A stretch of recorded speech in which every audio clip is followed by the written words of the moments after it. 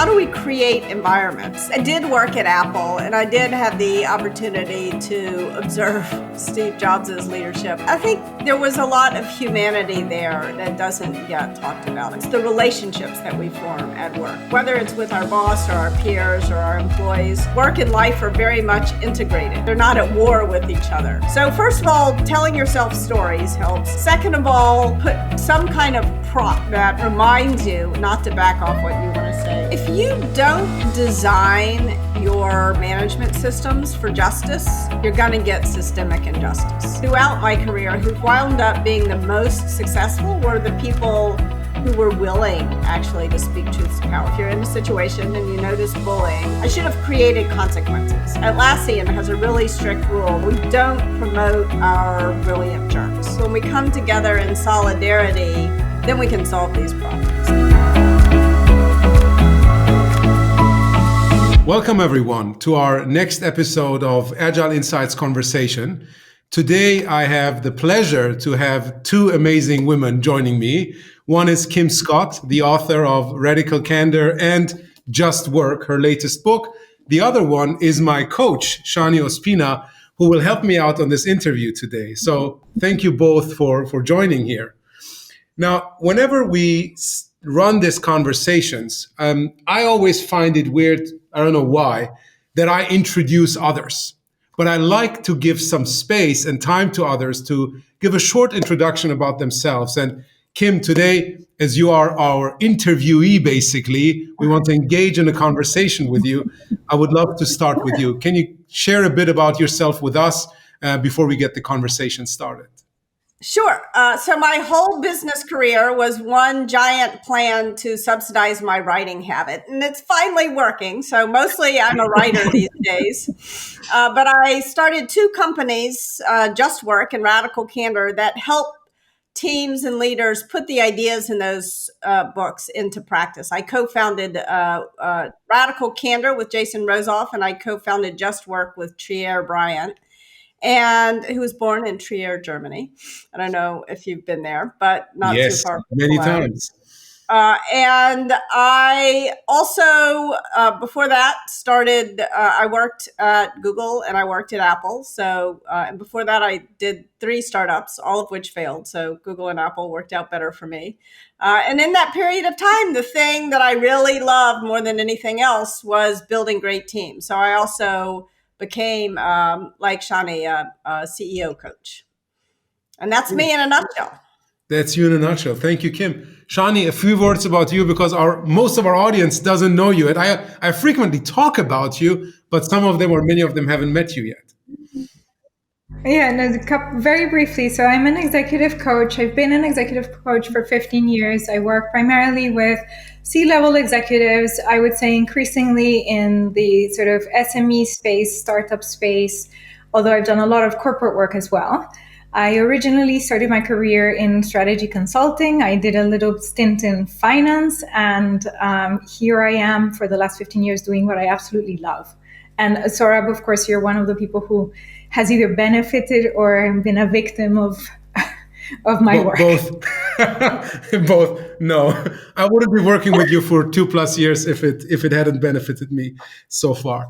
So thank you both for this quick introduction. Now, Kim, I got to know you through the first book, I think, that you wrote, being Radical Candor. And Shani and I have been using a lot of the tools that you put in there in the work that we do together. And then I read your second book. And I must say, I mean, this conversation is not going to be a summary of the book. We don't want to spoil anything for people that are interested. We actually want to spark more interest. But I started reading that book, and you talk about a time in your life when I think you began your career and a few of the challenges, let's put it mildly, that you went through. And I was reading that and I was thinking about my own upcoming, like growing up, being an immigrant kid, always feeling being at a disadvantage. And then reading what you wrote, I was like, oh man, I've never gone through what she has gone through just because I'm a man. And suddenly I felt so privileged on the one hand. And on the other hand, I was like, And Kim is pointing out that she is privileged as well. So, what must other people go through that don't have my privilege of being a man or don't have Kim's privilege of growing up in the US and being like white collar, all of that?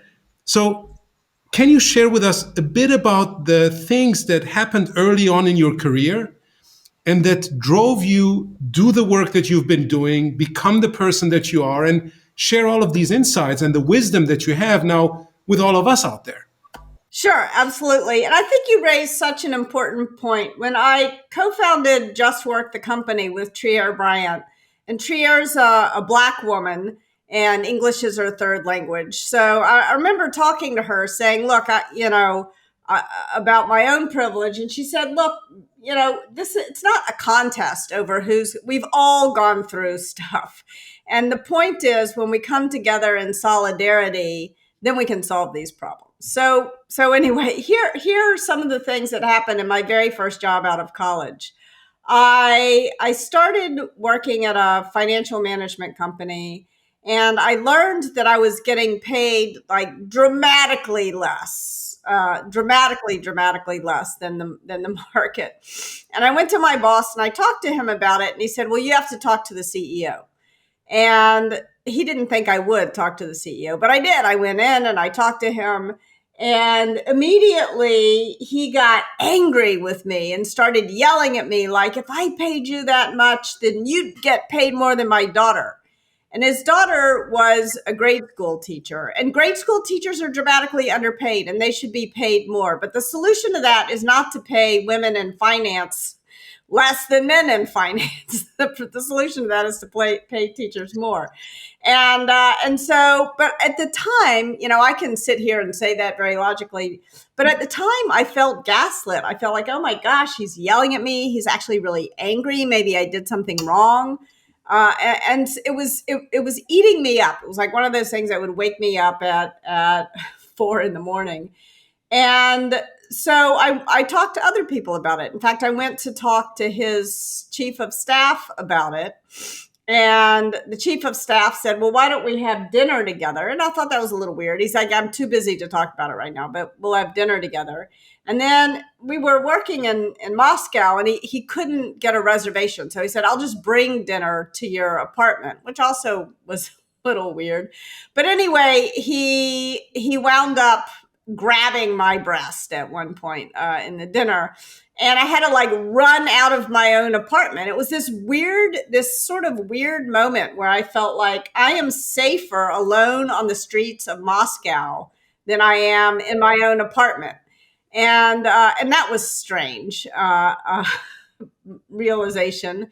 But during Me Too, I remember reading some stories about women who are attacked in their own homes.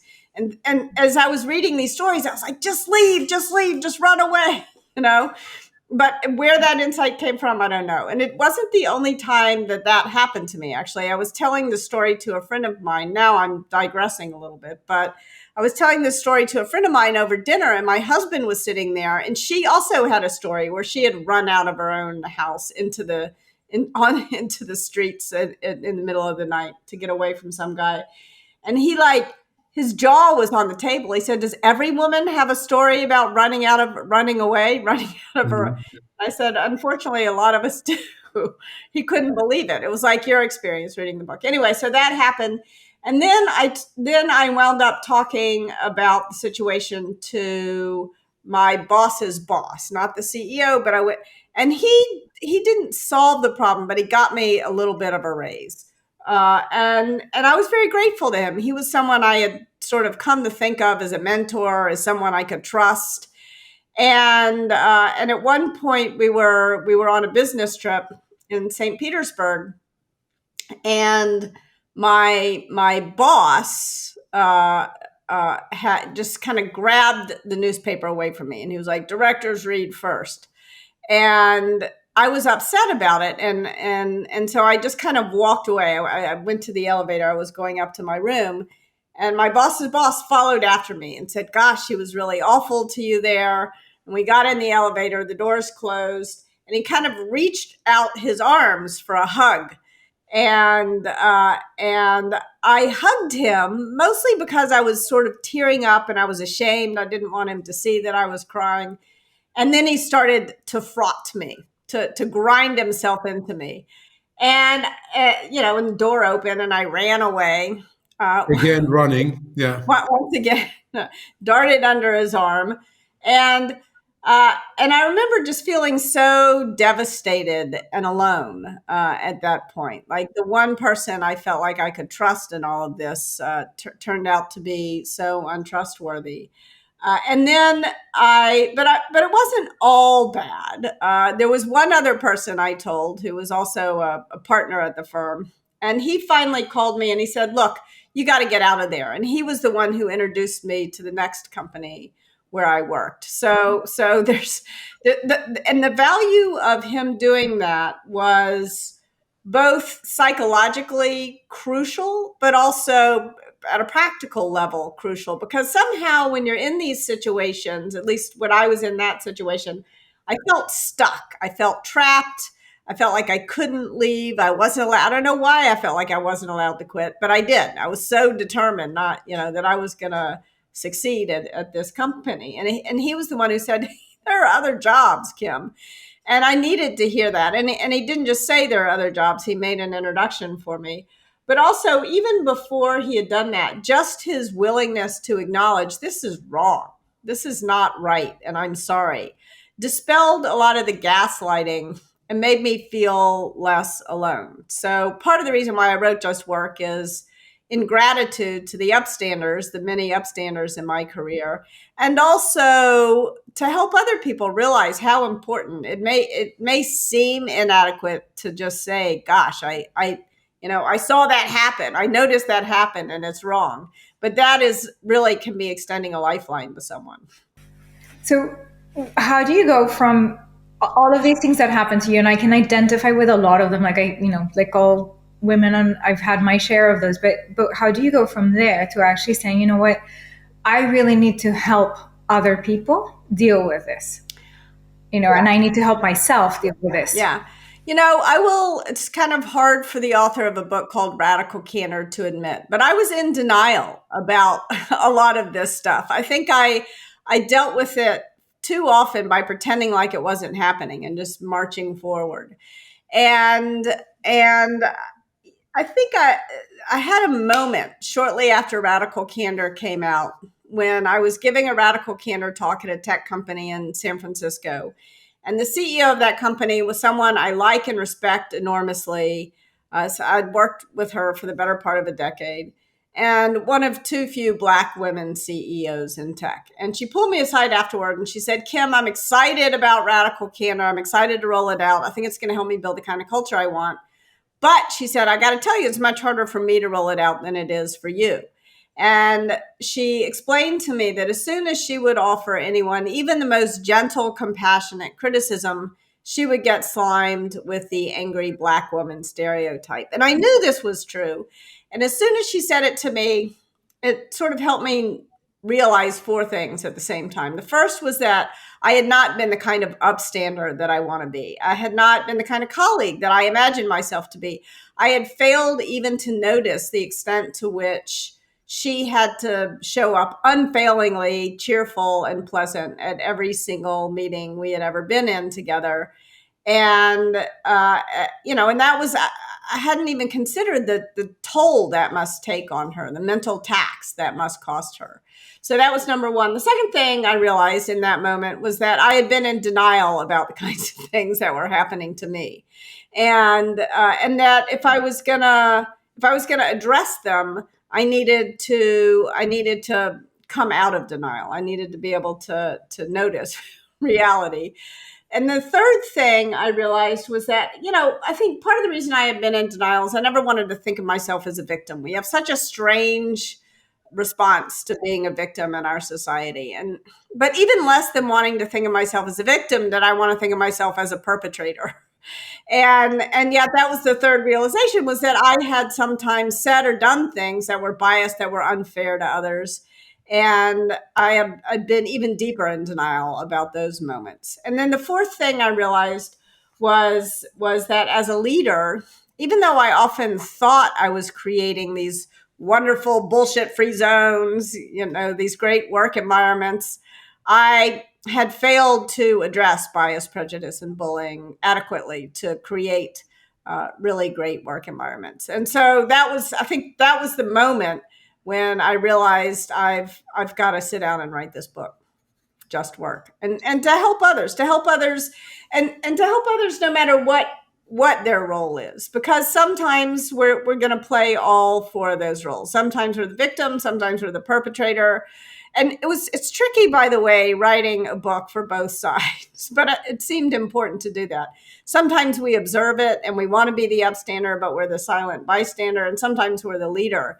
And I think a lot of leaders make mistakes. And I think in some ways it was safer for me to admit the mistakes I had made as a leader than it would be if I were a man, for example. So I felt like I was in a decent position to write this book. Yeah. So you mentioned San Francisco and the tech hub there. I remember almost 10 years ago, I got the chance to tour the Dropbox offices. Mm-hmm. And Dropbox's slogan back then, I don't know if it's still the case, was "It just works." So I was touring their office and they had this one booth where people could go in and jam. And above that, they had this like, "It just works." And the person who gave me the tour said, sometimes we turn off the "it" and the "s" at the end. So it's just work. And that helps people to focus, right? To get shit done.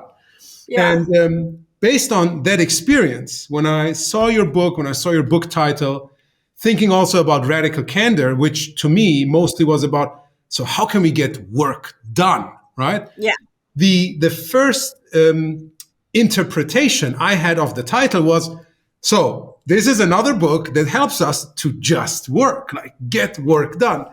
And although it's on the title, right, get shit done, that was what I read, fast and fair. I completely skipped that until I was like in chapter 2, I think, or something like that, where I realized, no, that's just one aspect of it. Yes. The other aspect is really more about the fairness piece. Yeah. About creating this environment where people feel included, where you create like psychological safety, another one of these like big terms that comes up. And actually, if you do those things, then you get to that just work that I was initially interpreting. So and now you going through your journey as an executive initially, as a coach, now as an author, did you also start primarily with this focus on how can we get work done so that our organization becomes more productive?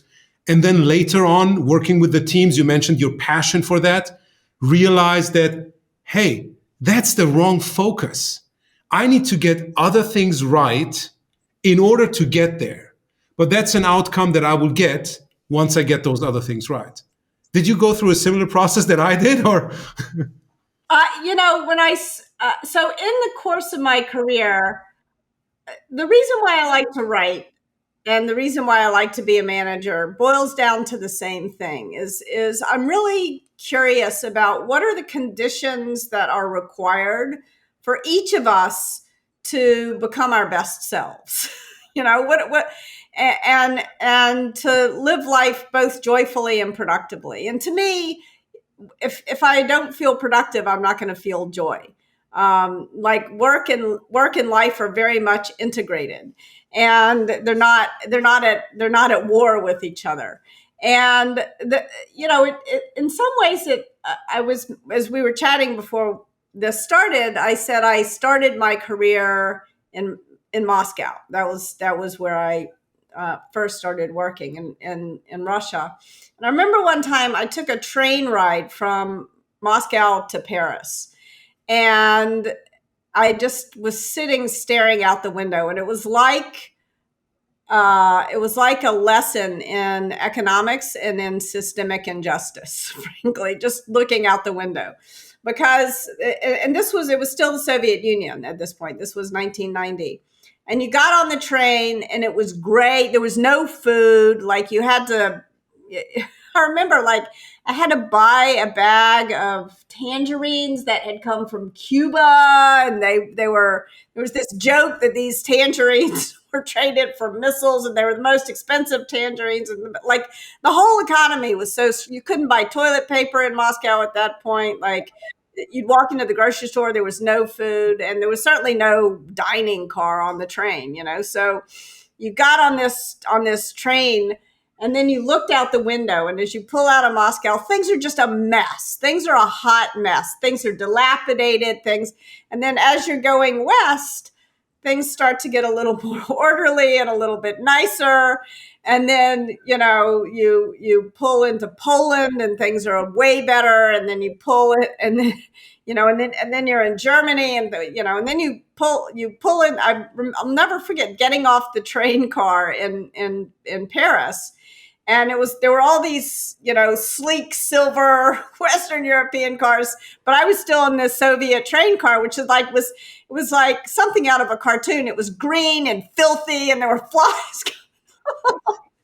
And I was like, oh my goodness, like one of these systems works way better than the other system. So part of it is like a systems thinking thing, like what, and then also thinking about how unhappy when I was in Moscow at that time, I was at Moscow Physical Technical Institute, which is where the nuclear scientists were trained. I remember one guy like grabbing his head and rocking back and forth and saying, my brain, like I'm expected to do this significant scientific work, but I can't. I've been taught not to think. I've been taught, that I've been taught to believe lies, and it's interfering in my ability to do physics. And that moment was like so intense for me. But luckily, that guy is living in Atlanta, Georgia now. He's not in Moscow, and he's horrified by the war. But I think that so that got me to thinking like how do we create environments? And obviously, in the workplace, things aren't usually as unjust as they were in the Soviet Union. But I did have the experience early on of working at companies where people were treated horribly. Where I remember one time I was working at a company that had to do layoffs, and the CEO was afraid to do it himself. So he hired a paid asshole to come in and fire everybody in the worst possible way. And I remember thinking, these layoffs are necessary, but the difference between doing it well and doing it poorly is the difference between the respect, the self-respect that the people who got laid off have, and also the motivation that the people who stay, because it was done so badly, everyone who wasn't fired sort of had survivor guilt and wasn't able to do their best work. So it was both unjust and unproductive, this kind of asshole management. And I think too often I've been thinking a lot about this because of the war and sort of the contrast in Zelensky's leadership and Putin's brutality.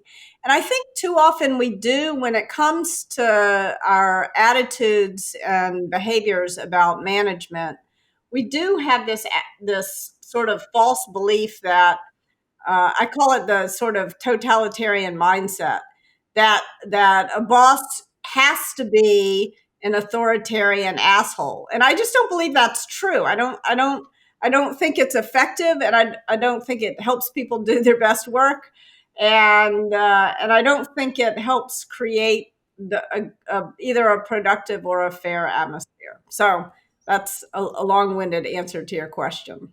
Oh, thank you for that.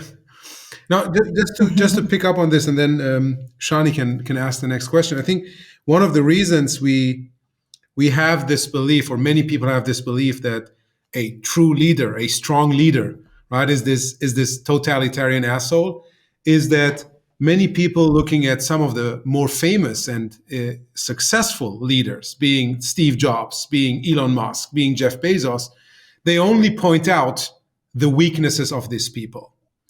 And they rarely point out the genius, I think. I never got the chance to meet any of them in person, but just looking at Elon, how many companies he's able to run in parallel, and those people working there, like doing an amazing job, I don't believe that he could create an environment that is like completely toxic. I might be wrong, but I think we hear too often the bad sides of these people, and everybody has weaknesses and strength.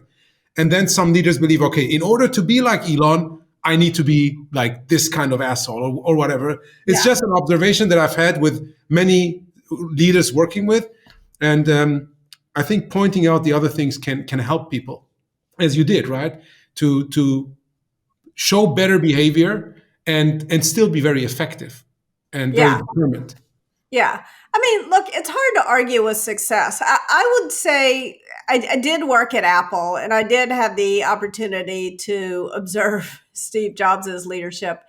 And I think there was a lot of humanity there that doesn't get talked about. I mean, for example, it was very clear you would see Steve Jobs and Johnny Ive having lunch they just had lunch in the cafeteria, sitting at a table like everybody else.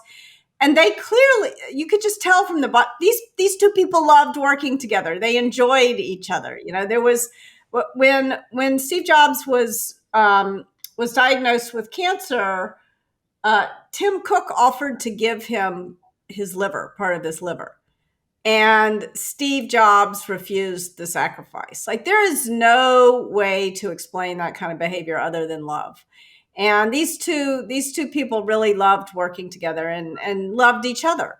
And that's the kind of stuff that doesn't get talked about very often. Um, I probably would not have enjoyed working directly for Steve Jobs because it would have been rough, but other people liked it. And the point is that he surrounded himself with people whom he had a real human relationship with. Scott Forstall, who built the iOS team, adored Steve, really, viewed him as a mentor. And it was clear that those two people really cared about each other. And I think that very often at the center of a successful company are good relationships between a CEO and their direct reports. And I don't think it gets talked about because it's very difficult. You can't operationalize that. It's going to be different. There's no one way to have a good relationship. There's no framework for that. Yeah, there is. I did build a framework for it, but it's going to look very different. And in fact, radical candor between Steve and Johnny Ive looked very different from radical candor between Steve and Scott Forstall, looked very different than radical candor between Steve and other people who he worked with. So it's sort of universally human. It's about love and truth at the same time, care personally, challenge directly. But it's also about, it's relative. It's culturally relative and it's interpersonally relative. Yeah. Thank you, Kim. It's fascinating to sort of hear about these leaders that people idolize or hate depending on where they stand, and kind of to actually realize that it's always a bit more subtle than it's presented. Yeah. However, bringing it back to kind of, let's call it the common person, right? Because most of the people that we are surrounded by are not going to be reporting into Steve Jobs or even one of Steve Jobs' direct reports, right? And many of them are also potentially earlier on in their career and different levels of disadvantage. And so I was struck by the insights in your book and the fact that you constantly say, look, here are options for how you can respond. But I was also thinking, God, it would take a lot of courage, depending on my circumstances, to to go into some of these responses. And they seem like exactly the right thing to do. And now, 20 years into my career, I could see myself doing that. But I don't think I would have been able to do it when I was 4 or even 1 or 5 or even 10 years into my career. And so I'm wondering, what would you advise people, or what would you say to people and say, well, how did you get the courage? Yeah.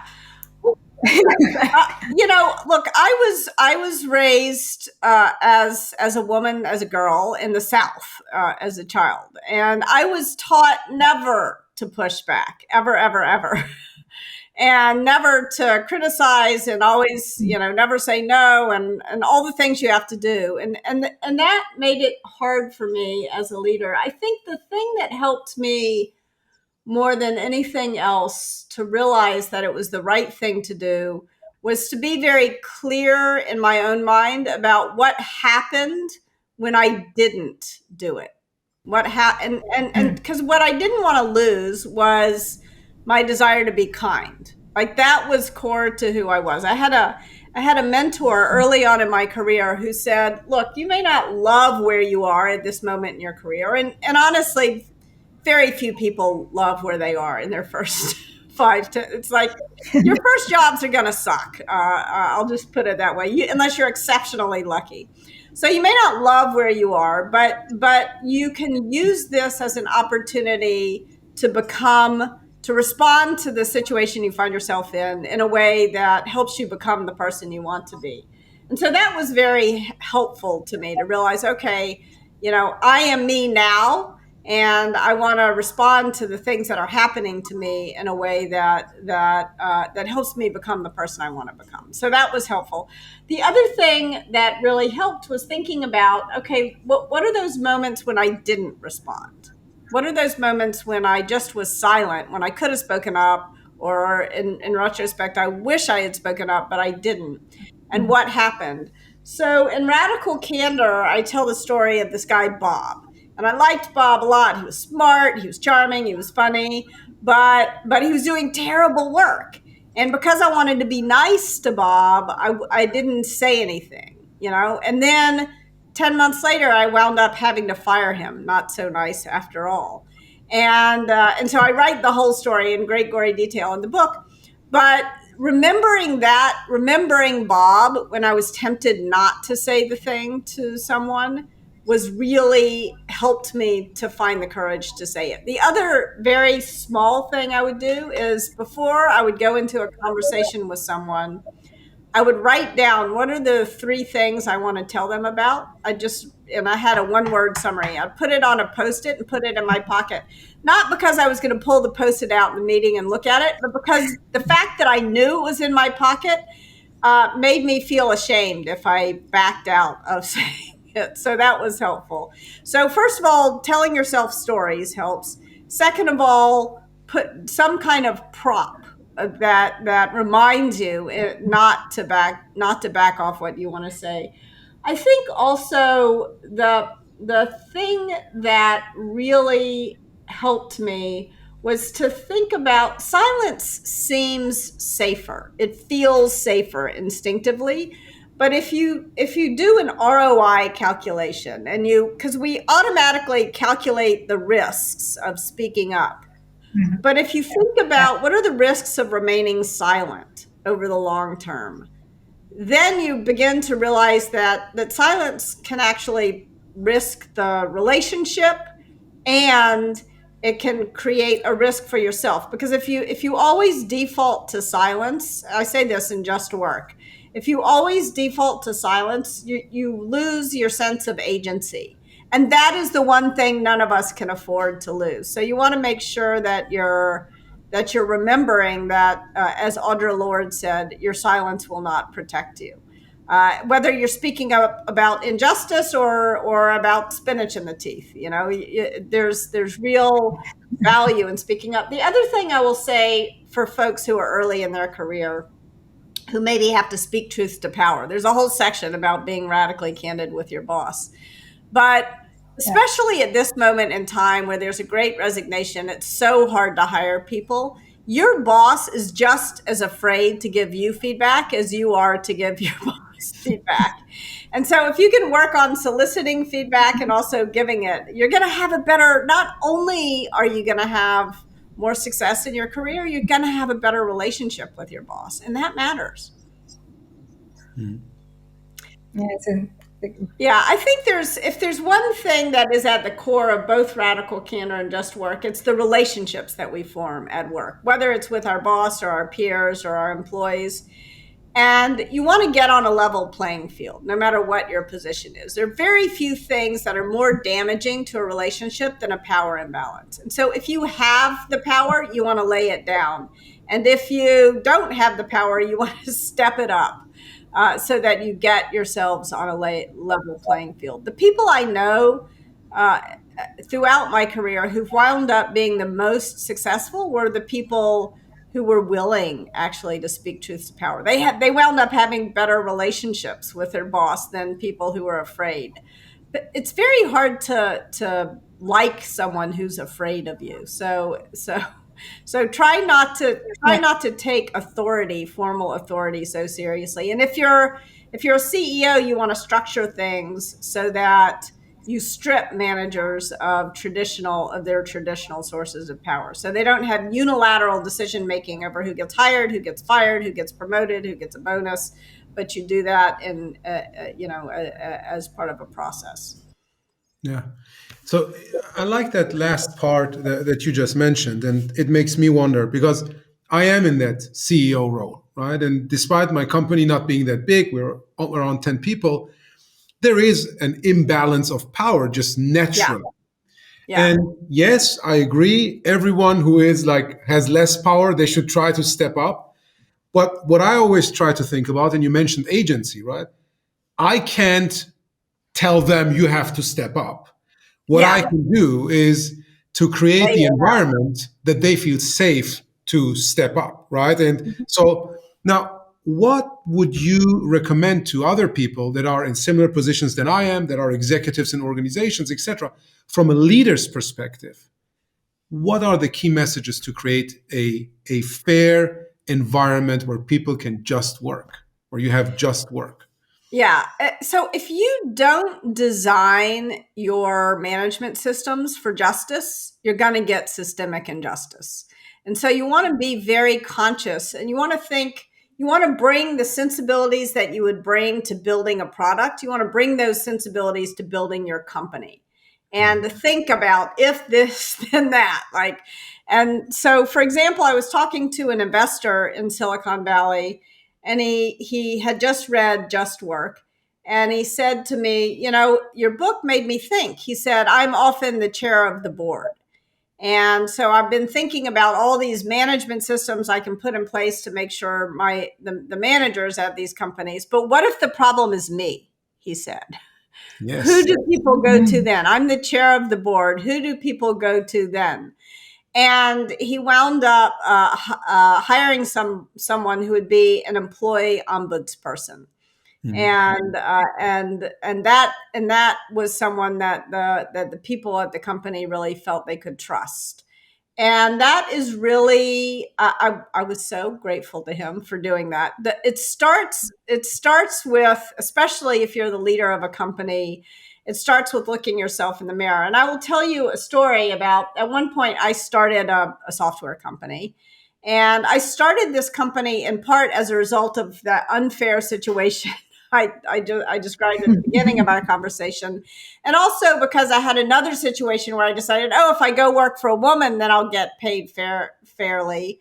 And then I found out once again I was being paid on, less, even when the CEO was a woman.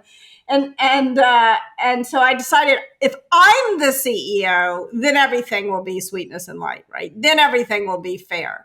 And I think that's a natural human instinct. Like, if I'm the undisputed leader, then everything will be better. And it won't, unfortunately. Just because I was the boss, human nature didn't change. Surprise, surprise. I shouldn't have been surprised, but I was.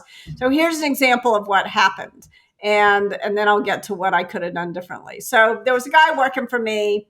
He bullied me. Like, I was giving him feedback and about a project that was going sideways. And I said, as I always try to do in such a situation, I said to him, what can I do or stop doing that would help you get this project back on track? And he leans in, he says, the problem here is you are the most aggressive woman I ever met.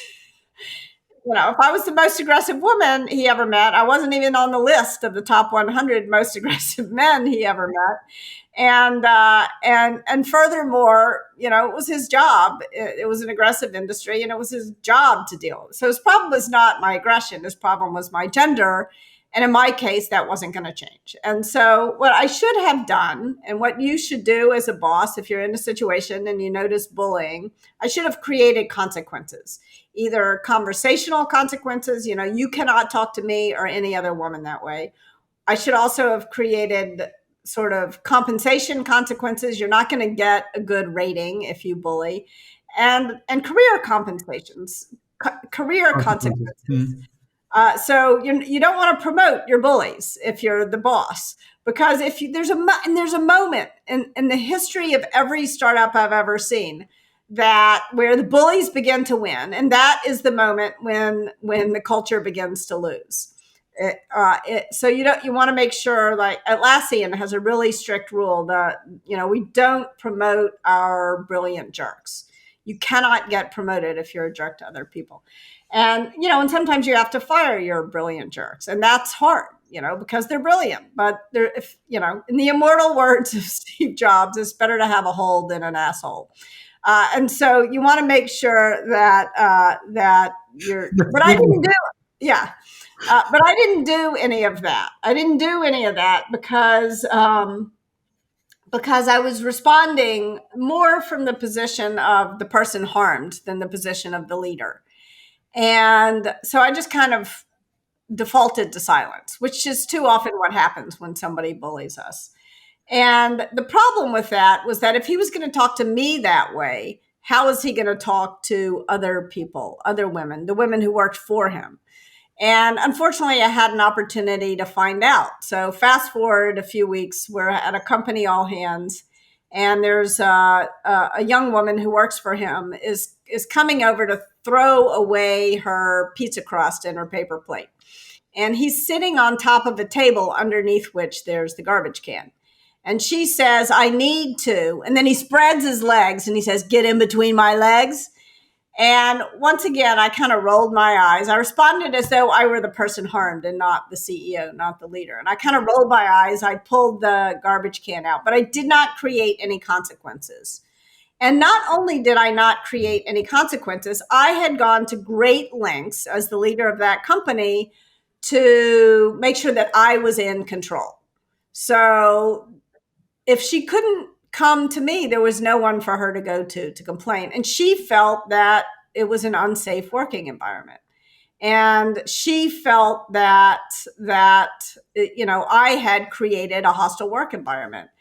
And there was no one for her to ask. I had not, unlike this investor I was just talking to you about, I had not created an employee ombudsperson. And it was a startup. There was no HR. There was nowhere for her to go. But even if there had been HR, it wouldn't have helped because HR would have reported to me, right? Exactly. Yeah. And so you want to make sure when you're setting up your company that you're creating checks and balances. This is an old idea, and it is as important at companies as it is in governments, so that you are not the undisputed leader, so that there's always someone who people trust, who they can go to. You want to create these trusted reporting mechanisms. You want to figure out how to build a culture that cherishes the whistleblower, so that you find out what's going wrong, what you yourself are doing wrong. You don't want to silence feedback. You want to give the whistleblower a bullhorn. And that's super powerful. Where would Sorry, Shani, you go. Yeah. Sorry. Because I'm fascinating. I love the way you talk about setting up your culture from the start so that it does that. Yeah. There are many companies that already have a culture that needs changing. Mm-hmm. And when as a leader you realize that you need to change the culture, either because you inherited it or you created it yourself, but it's not working. Where would you start? How do you start to create this change and signal to people we're changing? So I think that there are a number of things that you can do, and it depends. It depends sort of on, like, if you feel like you're in a culture where people are physically unsafe, you want to start there. You don't want to start with unconscious bias training. You've got to sort of, and in Just Work, I diagnose the different problems that you could have. But here there are kind of 6 things that I think are important for leaders to do to create the conditions for Just Work. The first is to create sort of bias disruptors. So there's 6 different problems, 6 different solutions. I mean, there's an infinite number of problems and an infinite number, but let's boil it down to 6. So bias, prejudice, and bullying, I think, are the root causes. And very often we conflate these three things as though they're one, and they're different. Bias is not meaning it. It's unconscious, kind of a brain hiccup, whereas prejudice is meaning it. It's a consciously held prejudiced belief. And bullying is just being mean. Lots more to say about all those topics, but let's now match some solutions to the problems.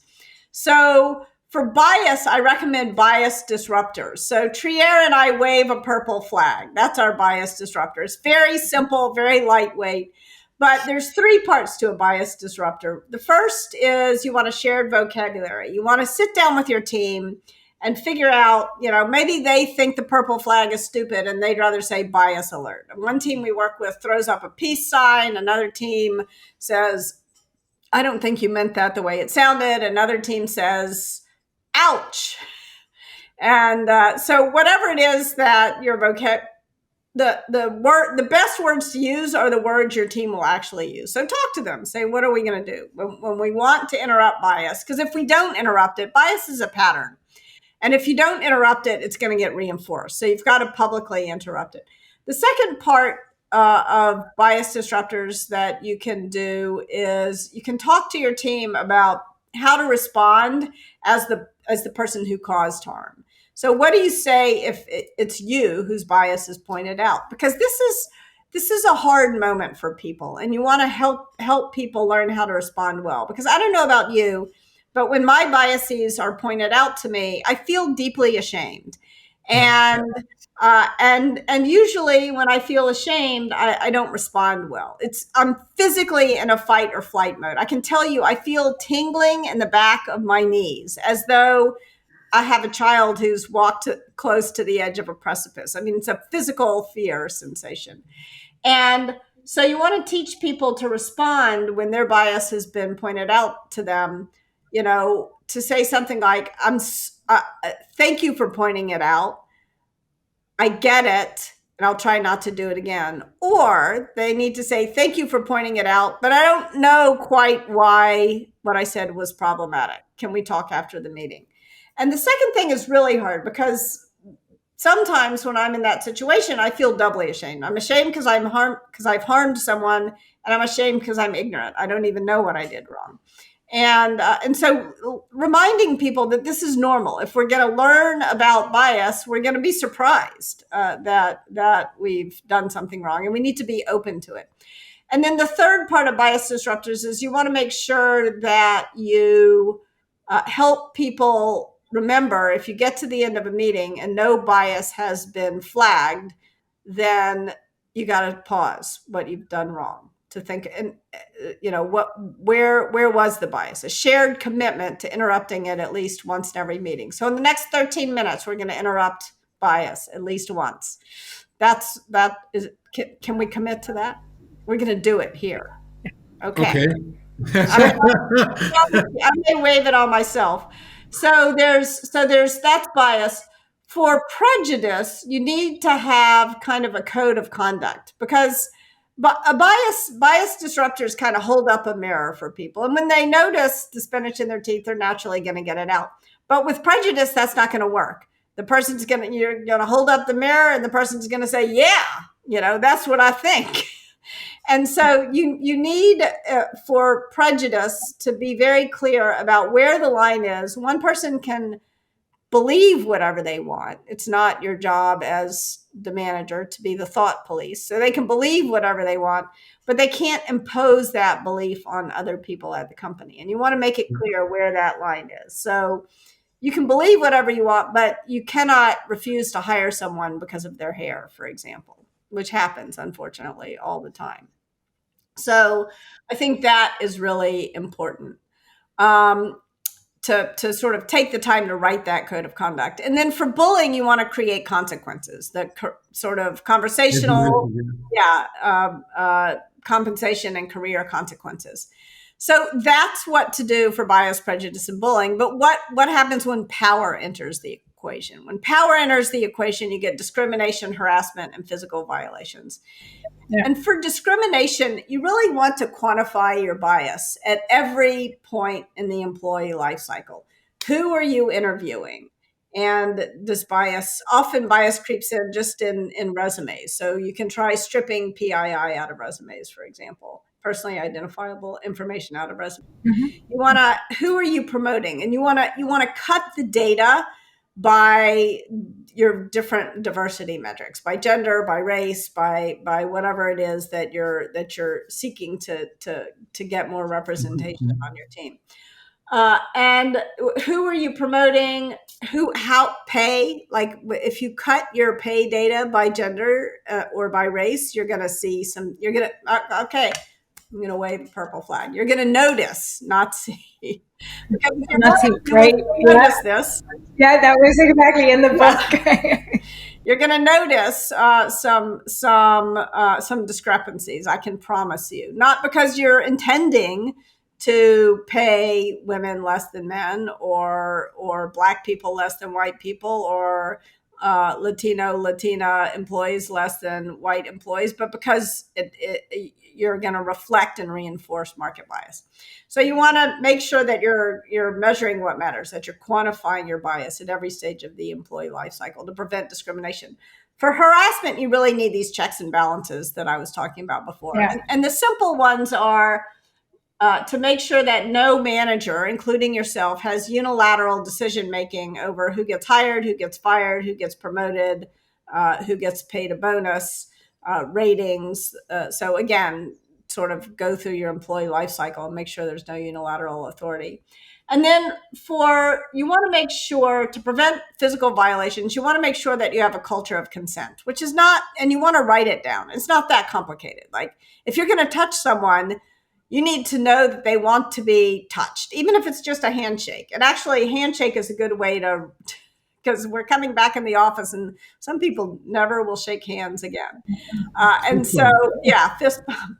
But it's your job to know whether that other person wants to be touched. Don't just stick your hand out, but hesitate. And if you don't know, don't touch. And if they don't want to be touched, don't touch. It's not that complicated. And yet, it's not the way it works out. So those are 6 things you can do: bias disruptors, code of conduct for prejudice, consequences for bullying. You want to quantify your bias to prevent discrimination. You want checks and balances to prevent harassment. And you want to make sure that you have a culture of consent. And it sounds like wrapping all of that means that you're actually discussing these things. Yeah. Like that they're part of it. That it's not like there's a rule book or something, but it's live. Yeah, don't do what Basecamp did, which said, we're not going to talk about politics. It's not a good idea. Or what I just recently saw, Amazon has a list of words that you're not allowed to use on the company internet. And it is a remarkable list of words. I don't know if it's really true, but if it is true, somebody needs to there need to be some changes in Amazon. There need to be some consequences, some career compensation and conversation consequences. Yeah. No. You're not allowed. I mean, it includes like bullying. You can't say bullying. You can't say teamwork. You can't say it's remarkable list. Yeah. So let me get into one of the things that you specifically mentioned, Kim, and this is equal pay. Mm-hmm. Now, I was very fortunate. I studied medicine, and I was supposed to work in a hospital. In a hospital in Germany, at least, there are like fixed salaries for every stage. Yeah. So not an issue. I didn't go work in a hospital. I joined Bain & Company as a management consultant. And there again, there are fixed salaries for every stage. And a lot of things are very transparent. So getting into the workforce, I not only thought that I was not getting equally paid, so I always knew I was getting equal pay, but also I knew that all of my female coworkers, they were getting equal. Everybody was getting equal pay. And then you read all of these studies about like big corporations, small corporations, where this is not happening. And I don't know what the exact number is, but something around 20 to 30% is what women make in average less than men make. The last time I think I checked, maybe it's even more than that, right? Yeah, and women who aren't white get paid 40% less. 40% less. So, and in the US, this becomes even more important because you have a more diverse like culture or demographics than we have in Europe, at least in Germany. Yeah. Now, for me, this topic of equal pay always seemed to be the easiest to fix because it's very objective, right? As you mentioned, you just look at the data. You know which position people hold. You see immediately what they're making. And it should be, I'm specifically saying should be, and I'm being maybe a bit sarcastic, it should be easy to like bump up the salaries of the people that are getting less.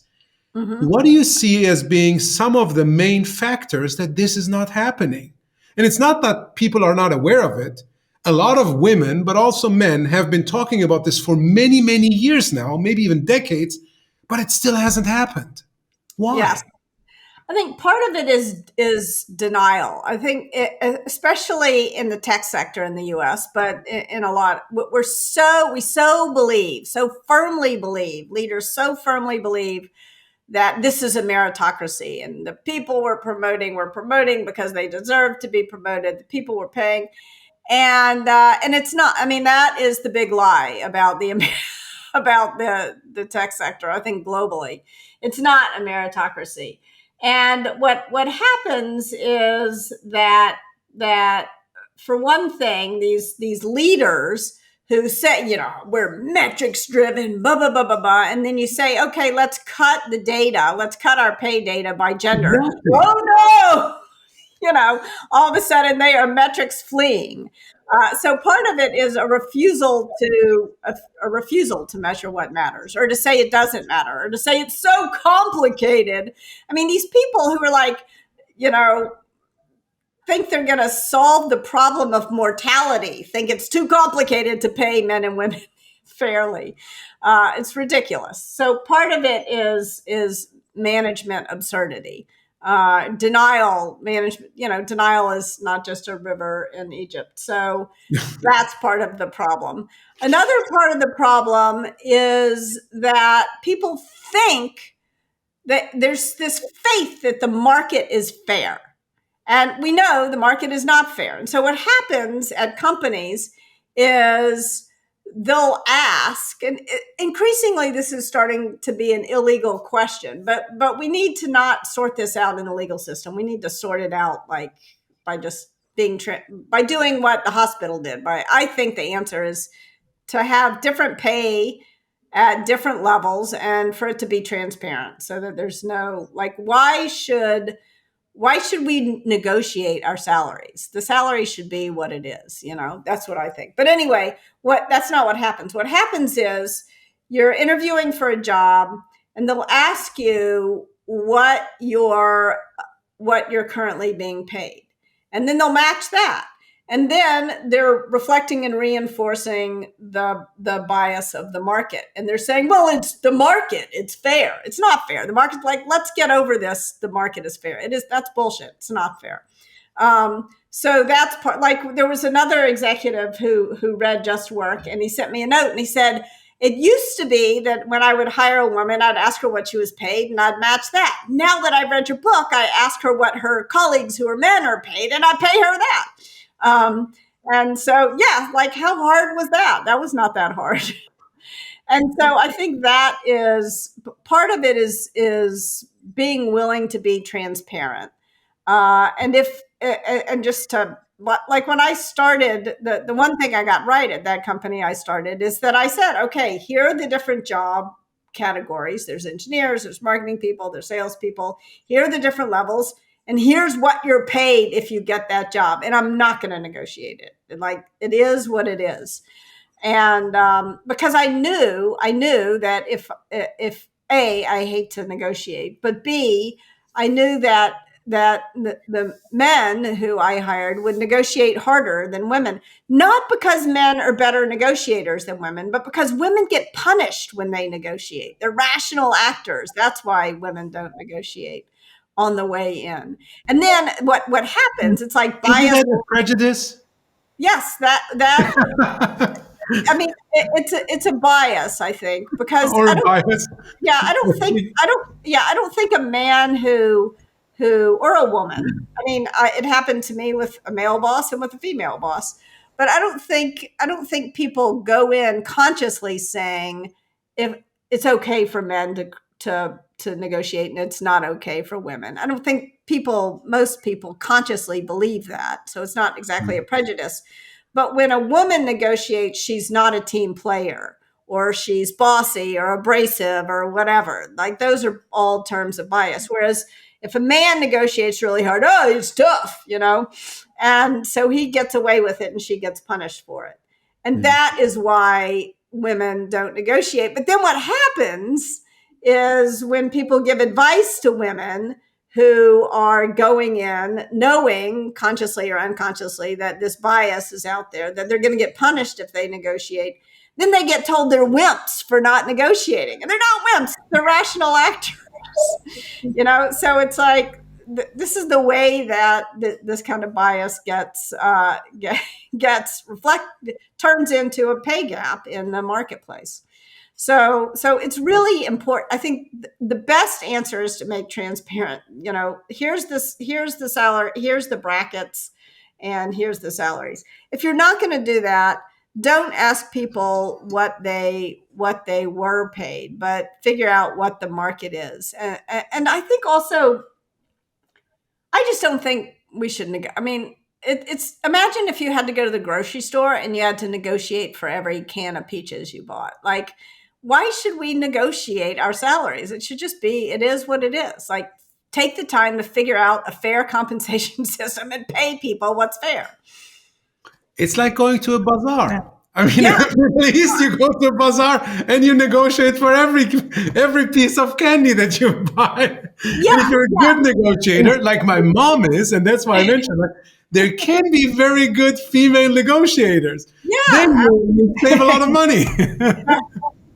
But it's a different context, right? Because in the bazaar, we're expected to negotiate. And this is what is interesting. And there's no bias against females not negotiating. There's a bunch of other biases. Yeah. But, so it's just, again, it's a little bit of the context. It's like in our sort of Western and possibly non-Western stuff, like environments, we have this challenge, right? Yes. Yeah. I actually wanted to take the conversation away to another topic that is very dear to my heart and is a little bit out of bounds from the Just Work book. Okay. But it's to do with the fact that I have two young boys, 9 and 10 years old. They came up, so in early March or so, they had like International Women's Day celebration or week at school. And they came home, and one night over dinner, they were saying to me, I don't get this. Why do we have a Women's Day? Why not a Men's Day? Blah, blah, blah, and I was like, my jaw dropped, and I was like, of course. I mean, they don't know what women go through yet.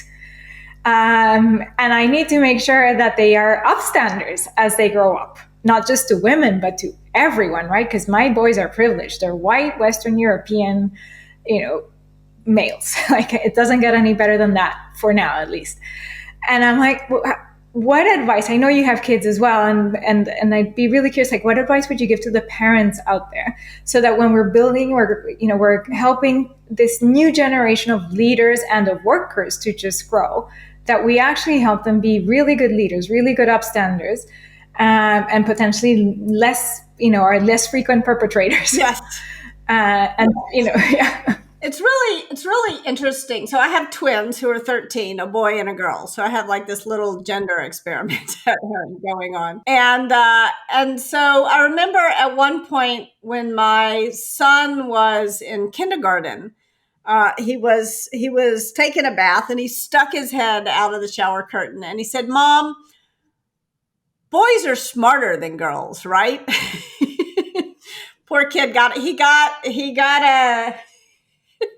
he said to me the other day, he's like, I'll never forget that conversation. But it was really important to me to push him really hard on that. And he plays baseball. He loves playing baseball. And he has had some coaches who are wonderful. And then he's had some other coaches that's anytime you divide the sexes, you're going to get some bias and prejudice. He's had some others who have said some really gross things. And, I've responded very strongly. So I think part of it, and it was tricky to respond, because it was his coach. And I didn't want him, but I wanted him to know that it's not okay. This coach said, well, anyway, I'm not going to repeat it. It pissed me off. But I think it's really important. I think you're going to have these moments. You're going to have these moments where these kids say or do things that are problematic. But then there was another time when he came home. It was during Black Lives Matter, and he said to me, he kind of curled up in my lap and he said, "Mom, I'm so ashamed to be a white boy." And it broke my heart. And I said, "You know what, Battle?" His name is Battle. It's so important that you not feel ashamed of who you are. You should feel proud of who you are. And that's why it's so important to be a good upstander, to notice when things are problematic. Because if you don't, you're going to feel ashamed of yourself.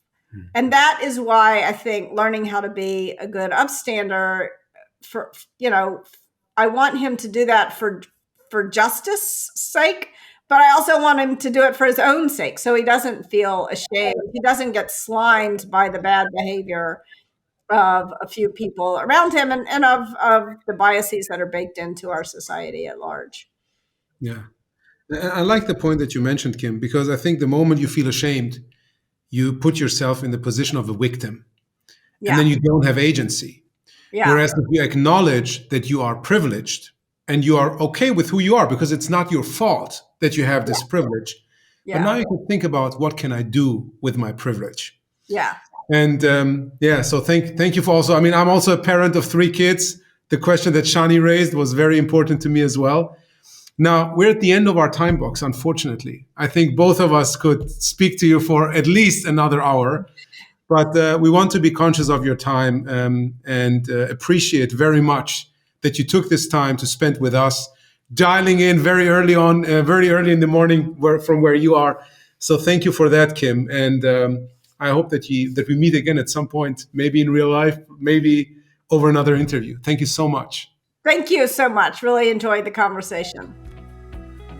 Thank you, Kim.